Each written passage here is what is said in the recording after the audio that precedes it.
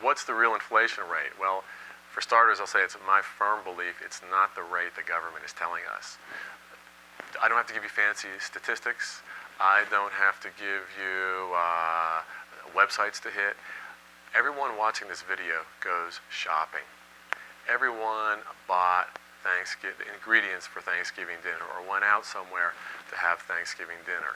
I believe I did see a report on the news where Thanksgiving dinner in 2011 was somewhere between 12 and 14% more expensive to purchase the ingredients to cook than it was in 2010. The toothpaste tube is getting smaller at the grocery store. People are noticing these things.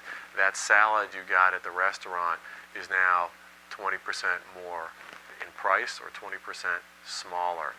And maybe that's good for Americans. The portions are getting smaller, and as somebody I highly respect says, when obesity is your number one illness, you've got a problem as a society.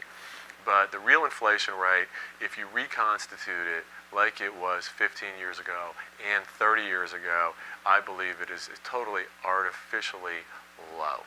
So the real inflation rate, at least double what we're being told officially by the government.